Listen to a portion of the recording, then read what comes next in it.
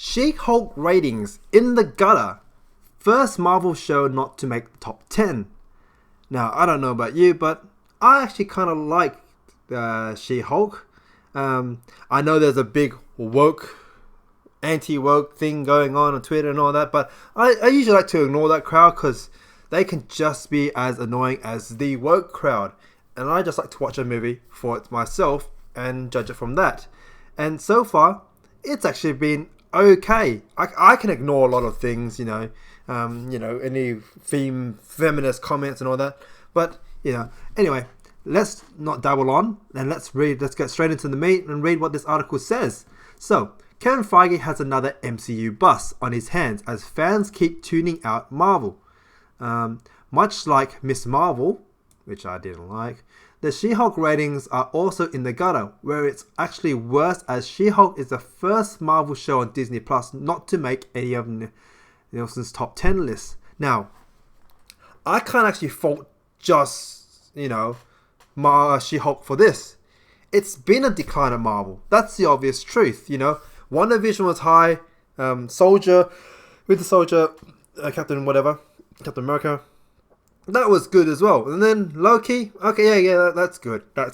And then from there, it just went downhill. Moon Knight, MsMarvel, it all went, Moon Knight for episode 1 was great.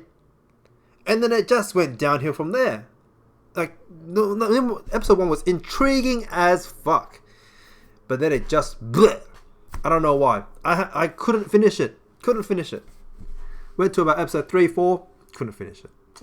But yeah, definitely a decline. So I can get why people are starting to tune off, and they may not even give She-Hulk a chance. Now imagine if She-Hulk came after Loki, for example. Maybe it would have got a better light. And if MsMarvel came after She-Hulk, MsMarvel would be one hitting the gutter. So it's not just She-Hulk's fault. It's just in the order of how things are going. It's in a downhill trend. Marvel shows are just meh now, or below meh. So, let's get that out of the way and continue on the article. The first episode of She-Hulk, which also featured Mark Ruffalo as the Hulk, debuted on August 18th of Disney Plus. Now, I know a lot of people saying that also the roles have been switched. Mark Ruffalo should be the angered Hulk, and She-Hulk should be the understanding one that embraces her powers as the Hulk, who actually likes it being the Hulk. And I agree with that. That should be the way it goes. We want to see Mark Ruffalo's Hulk hulking out, but he's soft. He's just grounded. He's just I actually don't like that part. I want a mad Hulk. I want one that was fierce. When we first saw him in the first Avengers movie, that was insane. Where he was running through the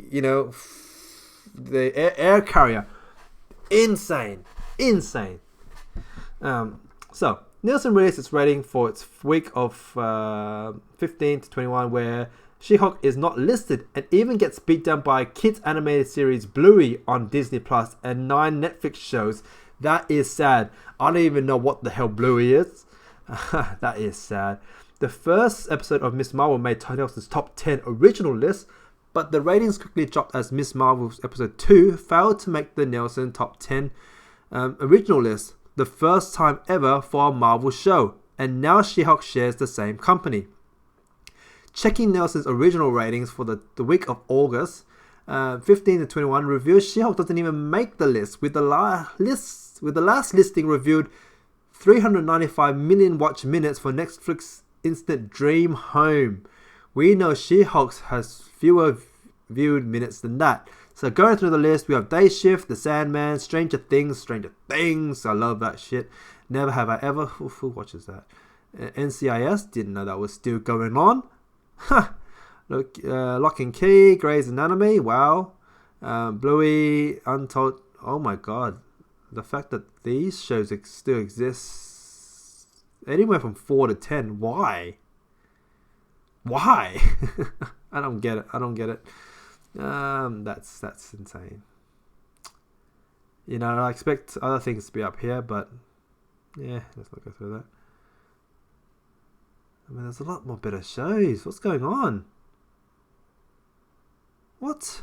I guess it's August. Anyway. So, Marvel fans not watching Disney Plus. I'm one of them. I recently unsubbed. There's nothing on there to watch except reruns of Bob's Burgers. Yeah. Or How I Met Your Mother, something like that. That's all I used to watch before I unsubbed. It's all great in there. The first episodes of MsMarvel were only watched 249 million minutes. The first episode of Moon Knight back in March was watched for 418 million minutes.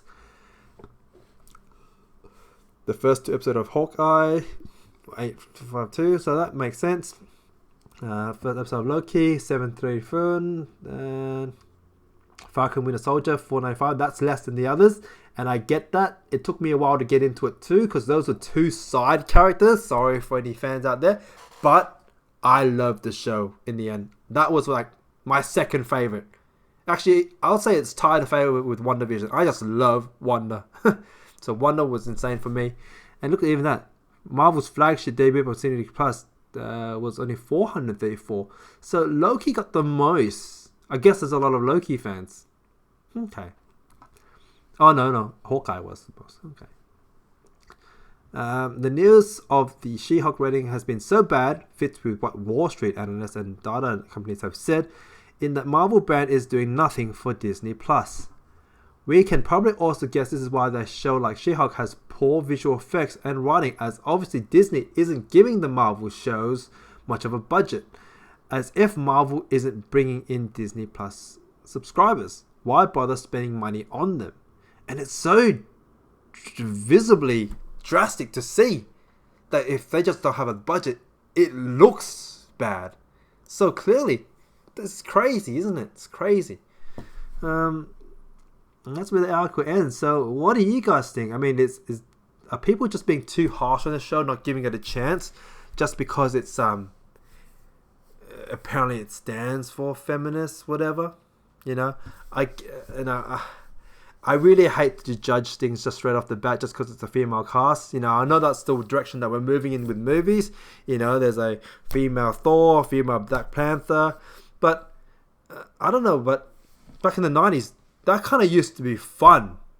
When we gender swap things, it wasn't about the message. It was just about the fun of it.